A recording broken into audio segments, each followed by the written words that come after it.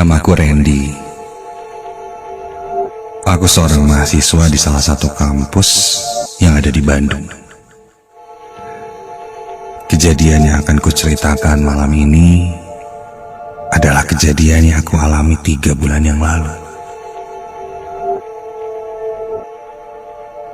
Aku tidak hanya aktif dalam kegiatan kampus. Di luar kampus pun,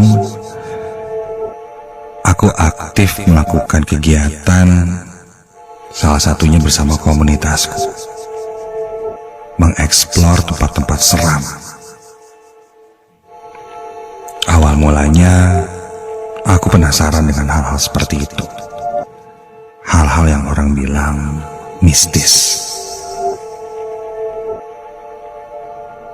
Hal itu membuatku memutuskan untuk join ke komunitas explore tempat-tempat seram dan berkaitan dengan mistis. Namun, selama aku ikut mengeksplor ke tempat-tempat seram, hasilnya selalu nihil. Tidak pernah sekalipun ada kejadian-kejadian aneh yang aku alami. Terkadang membuatku sompral dan suka menantang mereka.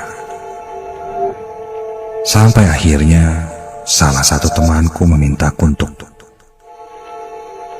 dibuka saja mata batinnya. Karena dengan hal itu, mungkin aku bisa melihat hantu. Setelah mengobrol cukup panjang, salah satu temanku pun memperkenalkanku pada guru spiritualnya. Sebut saja dia Mang Dani. Singkat cerita, aku langsung membuat jadwal dengan Mang Dani untuk proses pembukaan mata batin. Mang Dani bilang, kita coba eksplor saja ke daerah makam keramat Cibitung.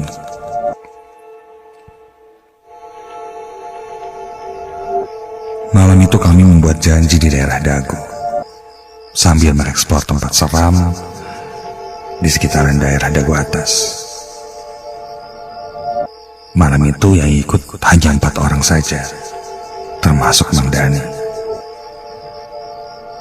Kami pun mulai menyusuri jalanan yang sudah gelap dan minim penerangan. Kulihat jam sudah menunjukkan jam 9 malam.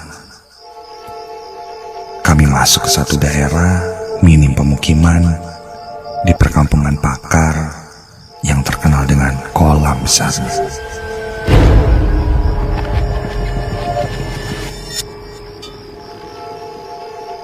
Sebelumnya tak lupa kami meminta izin kepada juru kunci makam keramat itu.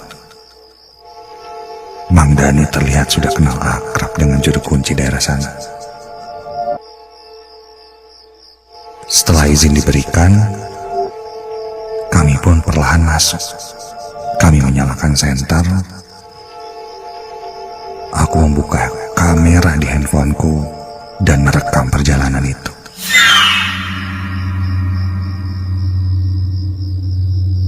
Tapi Mang Dani bilang jangan direkam. Dia berkata dengan tegas, ada 2 larangan jika berkunjung ke sana. Yang pertama, jangan merekam atau mengambil gambar apapun. Dan yang kedua, jangan menyebutkan kata lada. Setelah mendengar itu, aku pun menurutinya. Cukup jauh kami berjalan, akhirnya kami sampai di makam itu. Tempat yang jauh dari perkampungan. Di sana ada pohon beringin yang sangat besar.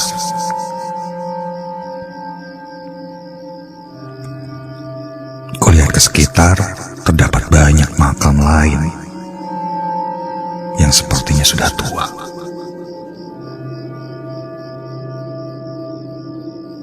Lanjut, kami duduk bersila setengah lingkaran. Mang Dani memintaku untuk membakar dupa. mulai bertawasul mendoakan para ahli kubur dipimpin oleh Mang Dani. Setelah selesai berdoa, karena niatku memang ingin dibukakan mata batin, Mang Dani memintaku mendekat dan membelakanginya.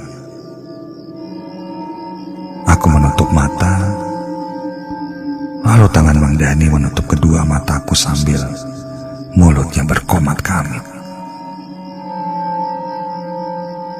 Tak sampai 2 menit, aku diminta membuka mata. Dan ketika ku buka mataku,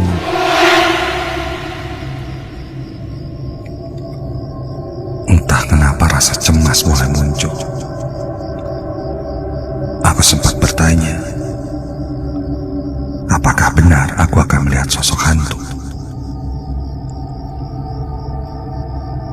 Perlahan aku pun mulai melihat ke arah sekitar. Aku tidak melihat apapun di sekitar makam itu. Mungkin karena pencahayaan tidak terlalu terang. Ku coba sekali lagi melihat ke sekitar. Sama saja. Ternyata tidak ada apa-apa.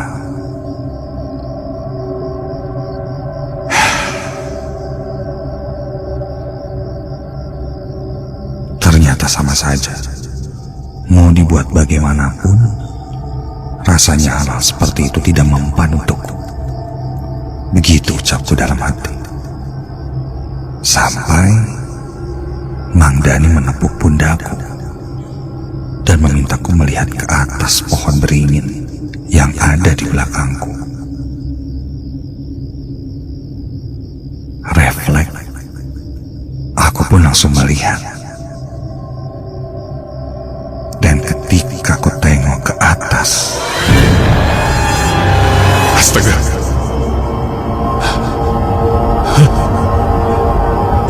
ketika aku melihat ke atas pohon itu dengan jelas, mataku melihat satu sosok yang belum pernah kubayangkan sebelumnya. Mataku entah kenapa seperti terkunci pada sosok itu. Semakin lama menjadi semakin jelas.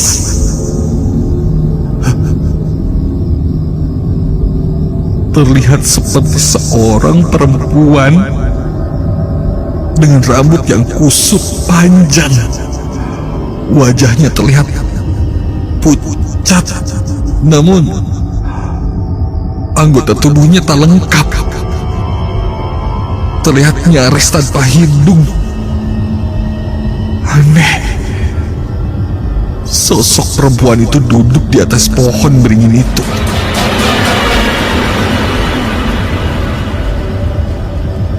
Wajahnya bahkan lebih mirip terlihat seperti wajah yang tanpa kulit. Terlihat seperti tengkorak. Jantungku berdegup sangat kencang. Aku meminta bantuan. Mang Dani pun langsung menutup mataku dengan kedua tangannya. Aku diminta terus beristighfar membaca doa. Dan samar aku mendengar suara orang seperti tertawa. Seorang perempuan yang mengerikan.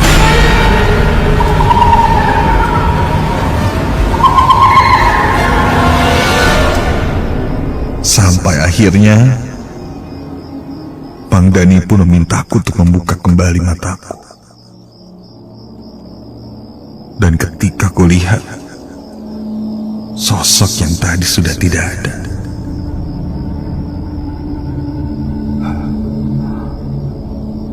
Untuk pertama kalinya aku melihat sosok kuntilanak. Atau itu bukan kuntilanak. Setelah cukup tenang, aku mengajak teman-temanku untuk pulang dan mengakhiri kegiatan itu.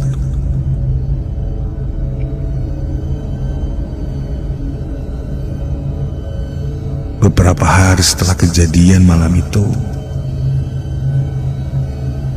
entah kenapa aku jadi lebih sensitif. Aku sempat bertanya pada Mang Dani, apakah mata batinku sudah ditutup. Mang Dani berkata, ketika seseorang sudah terbuka mata batinnya, mungkin tidak akan bisa tertutup kembali dengan sempurna. Mendengar itu aku tidak terlalu banyak meresponnya, dan hanya mencoba untuk membiasakan diri dengan keadaanku saat itu. Aku tidak pernah ada niatan untuk mengganggu atau mengusik mereka, hanya rasa penasaran yang cukup besar. Bahkan ketika aku sedang menulis cerita ini untuk mengirimkannya kepada tim Nightmare Side, di belakangku sangat terasa, di ujung ekor mata kiriku, aku bisa melihat ada sesosok perempuan berdiri di ujung kamarku. Terlihat tersenyum lebar padaku, seakan memintaku terus untuk menulis dan menceritakan tentang dirinya.